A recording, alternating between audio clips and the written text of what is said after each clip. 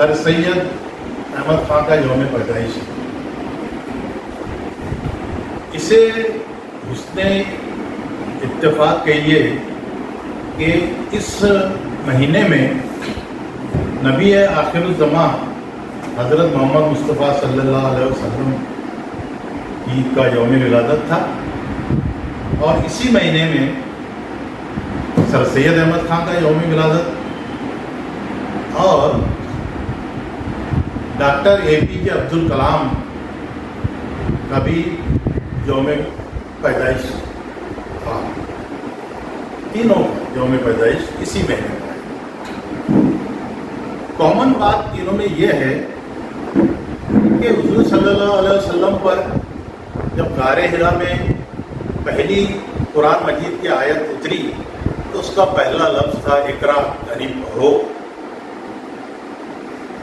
سر سید احمد خان نے علی گڑھ میں ایک چھوٹا سا مدرسہ مسلمانوں کے لیے قائم کیا 20ویں صدی میں.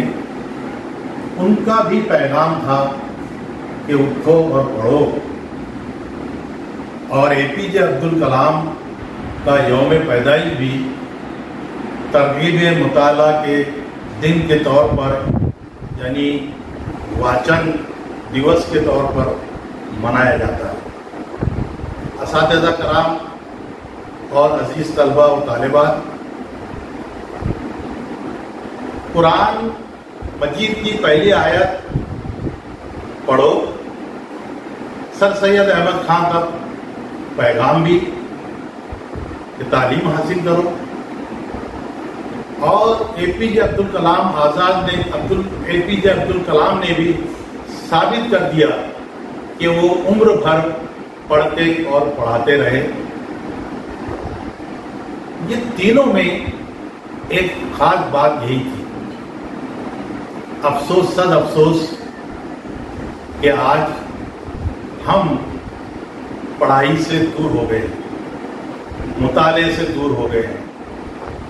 ہم میں اور ہمارے طلباء و طالبات بلکہ اساتذہ میں بھی مطالعے کا ذوق نہیں رہا. مراٹھی میں کہا جاتا ہے واچال تر واسال، یعنی آپ پڑھو گے تو بچو گے. کہنے کا مقصد یہ ہے کہ اگر آپ مطالعہ کرو گے تو مستقبل آپ کو یاد رکھے گا، وگرنہ آنے والے دنوں میں آپ کی نہ کوئی اہمیت ہوگی، نہ کوئی وقت ہوگی، نہ کوئی بساط ہوگی. ہمیں نئی نسل کو نبی آخر الزمان صلی اللہ علیہ وسلم کی وہ احادیث یاد کرانے کی ضرورت ہے کہ انہوں نے کہا کہ ہر مسلمان مرد اور عورت پر علم کا حاصل کرنا فرض ہے. فرض جس سے کوئی چھٹکارا نہیں. جیسے نماز فرض ہے، روزہ فرض ہے، ویسے علم کا حاصل کرنا بھی فرض قرار دیا گیا ہے. اسلام میں تو علم کی بہت اہمیت ہے. کہا جاتا ہے کہ حضور اقدس صلی اللہ علیہ وسلم کی بعثت کا کے جو 6 مقاصد ہیں ان میں سے 4 مقاصد علم سے متعلق ہیں. حضور نے یہ بھی فرمایا کہ علم حاصل کرنے کے لیے اگر چین بھی جانا پڑے تو جاؤ.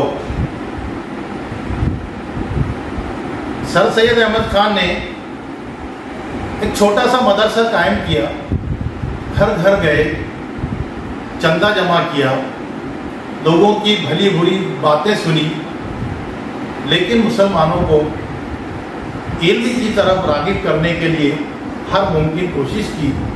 وہ کہ ان کی زندگی میں علی گڑھ مسلم یونیورسٹی نہیں بن پائی تھی، لیکن اس کی بنیادیں بہت مضبوط سر سید نے اپنے زمانے میں رکھ دی تھی.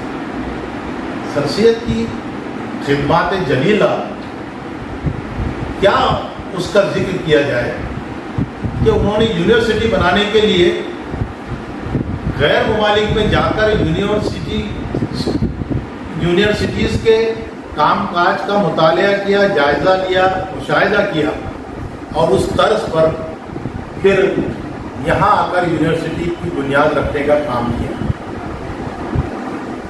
ان کے فرزند ارجمند بھی ان کے ساتھ رہے، اس میں کوئی شک نہیں۔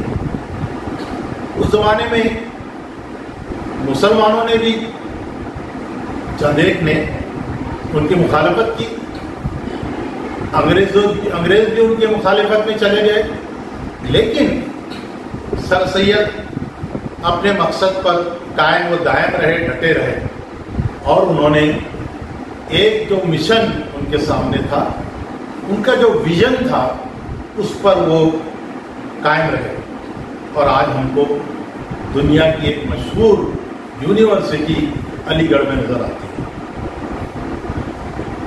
اے پی جے عبد الکلام ایک غریب گھرانے سے تعلق رکھتے تھے۔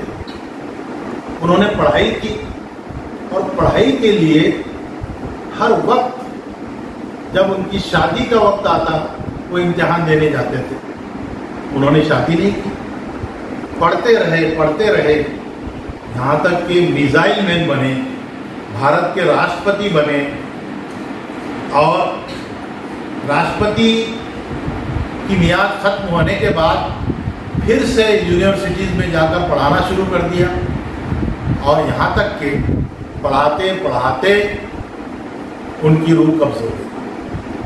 عزیزان گرامی، ہم کو لائبریریوں میں سسکتی ہوئی کتابوں پر رحم کرنا چاہیے۔ نزا کا عالم ہے لائبریریوں میں سسکتی ہوئی کتابیں کہ ان کے پڑھنے والے نہیں رہے۔ دراصل اے پی جے عبد الکلام یہی چاہتے تھے کہ ان کا یوم پیدائش ترغیب مطالعہ کے لیے مختص ہو، اور ہر سال نئی نسل کو مطالعے کی ترغیب دی جائے، مطالعے کی اہمیت، افادیت اور ضرورت سمجھائی جائے۔ مطالعہ ہی قوم کو ترقی کی راہ پر گامزن کر سکتا ہے۔ اگر ہم کتابوں سے دور ہو گئے تو اس کا حشر یہ ہوگا کہ الفاظ سو نہ جائے کتابوں کو اوڑھ کر، دانشوران قوم ذرا جاگتے رہو۔